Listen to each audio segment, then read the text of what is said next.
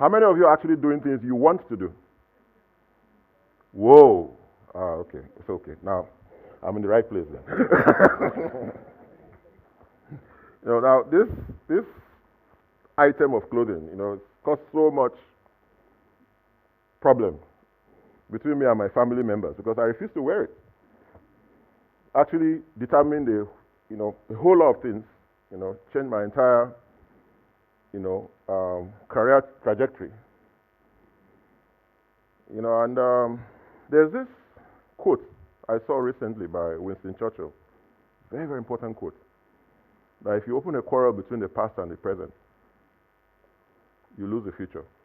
I did not actually understand how important that thing was until I was doing my bio for this talk. I actually realized something. All of the choices I thought I made by myself subconsciously were leading to one thing. The initial choices that my family tried to make for me. All the things I was actually running away from. I didn't want to be a banker, I didn't want to wear suits. I'm ending up actually setting up a fund, doing exactly what those bankers were doing. I don't know if we've actually seen this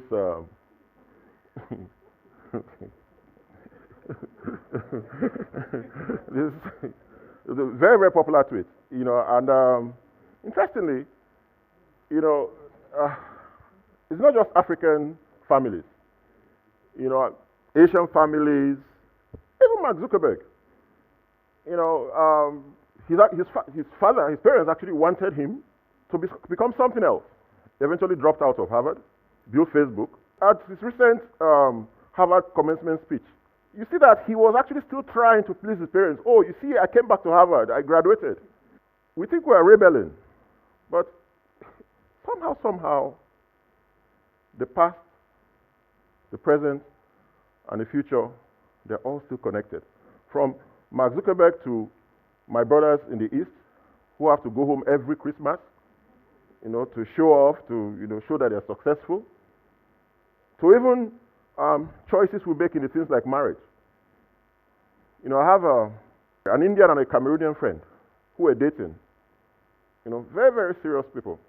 But the girl confided in me that it wasn't going to work. I asked her, why? She said, okay, well, she loves the boy very much. Her parents also love him. But the family would not approve.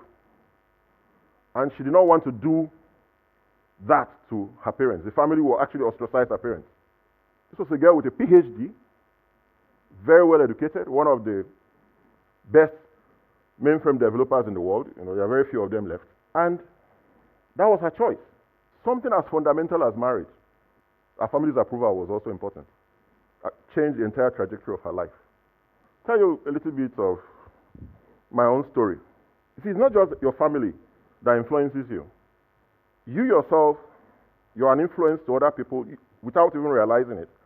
Then there are other people who also influence you without you even knowing that they've influenced you. There are some other choices you make consciously because you have seen some things. Started reading when I was 3 years old, got into secondary school at 10, finished at 15. What did I want to do? I had no choice. My parents wanted me to become a medical doctor. Okay, why did they want me to become a medical doctor?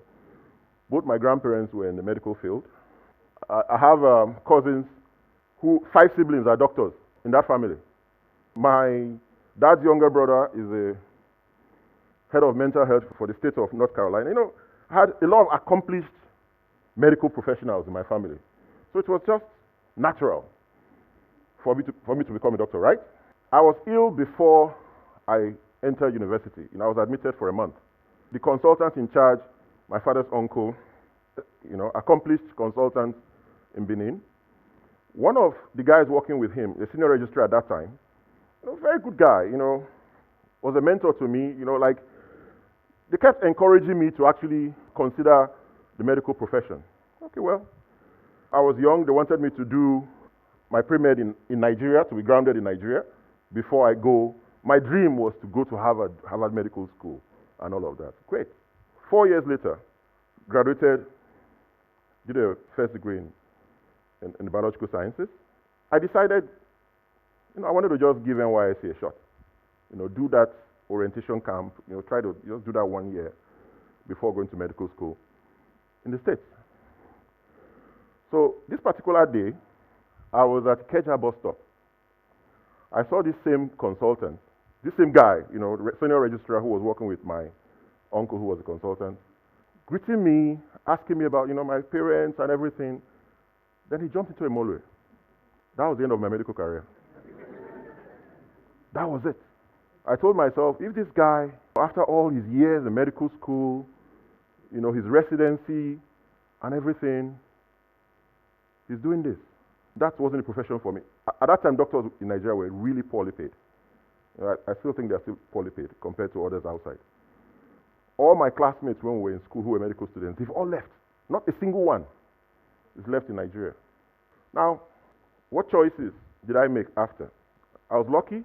I did my NYSC with one of my uncles who was a banker at that time. He set up an accountancy training school, Mayo Associates, the very first one in Nigeria.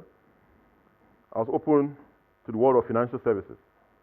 I saw bankers, well-dressed, everything looked good. But did I want to be a banker? I didn't know. I had a conversation with him. He told me, okay, you know what, go do an MBA. By the time you finish the MBA, you can decide what exactly you want to do. But there was a particular banker, though, Ike Waboku, who actually influenced me without him knowing it. Well-dressed. I always saw him go out for smoke breaks each time I went to IMB to visit my uncle. Because of him, I started smoking. Yeah. He didn't even know how he made me start smoking. And it was a bad habit I struggled to end for 10 years. But he didn't even know he did that. How did I get into technology eventually? I walked into my uncle's office. I saw him one day. He was using the computer. He asked me, okay, do you want to learn how to use this? Oh, yeah. Okay, great. So I started learning. And I also watched Superman 3. Now, you think that the reason I chose technology was because of the special effects? No. It wasn't also because of Superman. It's because of Gus, that guy, the Richard Pryor character there. He was a hacker in the movie. He hacked into banking systems and made a lot of money. So I looked at, morally questionable. Whoa, you can actually do that and make a lot of money. So for me, I wanted to be a hacker, to hack into banks. That, stupid reason, but led me to where I am today. Now, I mentioned something earlier about, your effect on people. You see, we don't know how subtle. Like, the guy who jumped into a molwe did not know how he changed my life. The people who did Superman 3 did not know how they changed my life. I also became an influence on a whole lot of other people without knowing it. But one of them, there was a day the guy walked up to me. I had finished my, while I was in my MBA, I decided to become an entrepreneur. I started my own company. We're actually relatively great. We did so well that at some point I thought I would never be poor again, although I was broke the next 6 months. This guy walked up to me, and I had this old Toyota Celica, which I was using in school, my mother's car, which I actually inherited from her anyway. And it was battered. It was, I didn't care because I was doing a whole lot of work. The guy walked up to me and, told me, the way we talk in pidgin English in Benin City, bros, not even they encourage us at all. Try encourage us now. Try get a better car. I was trying to explain to him why all of that did not matter, but later I realized, wait a minute, it's actually true. The same way the guy who jumped to the molwe influenced me, the same way my battered car will prevent people from actually making the same choices that I made. So I bought a BMW. This same guy, next time he saw it, he was so happy. He was, now this is what you should be doing. Very, very strange. Now, where does all of this come from? Well, we think it's a fad. No, it's actually deeply rooted in our culture. I'm an Edo man, like when he was giving the introduction just now, that's the first thing I describe myself as, because it defines me. Defines everything I do. And how is that?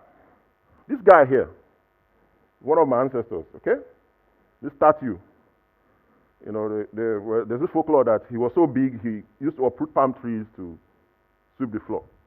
You know, a lot of all those stories were exaggerated, but there's one particular part of our culture that, you know, things like Christianity wiped away, because like the whole thing about ancestral worship, we did not understand why we had to know about the greatness of our ancestors, why all of those things mattered, because it was about positive reinforcement. We have this family shrine called Ukure in Benin, where every Igwe festival, you know, there is strips of wood with notches. Each notch represents a person in your lineage. They mention all the achievements of that person, all what the person has done, why the person is great. Your greeting in the morning, when you talk to your elders, the response to you is actually affirming who you are, why you should be, you know, a good representative of that family. Every single day of your life, you are reminded of who you are, where you're coming from, why you're great. When you see a lot of proud Benin people, that's why. That indoctrination, it happens every single day of our lives. The future. I have a 2-year-old daughter. Her biggest role model right now is my 4-year-old son and Peppa Pig. Those are our 2 biggest role models. My son's role models are me and a lot of all those cartoon characters that he watches. All of this is actually a narrative. You know, the British narrative. I kept asking one question. Why don't we have these kind of characters depicting our own culture? Why don't we have things to act, you know, the same way we reinforced our culture with greetings, with stories, with folklore. These guys are actually now doing it for us. All the values that we're having now are actually imported. All the, you know, we've lost so much. Like what I mentioned earlier, if you start a quarrel between the past and the present, you lose the future. I think we are gradually losing that future. I like this quote, you know, so much. People, you know, look at it and say, oh, what kind of secular reference is this? Yeah, you know, because you actually make those choices. And as you're making those choices, you have to actually understand that it's not just you that those choices are actually influencing. Those choices are influencing people that you don't even know are watching you.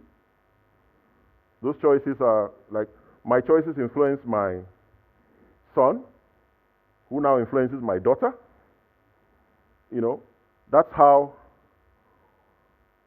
societies, cultures, values are built. So for us to actually build the right values and the right culture for the future, we have to also make the right choices. Thank you.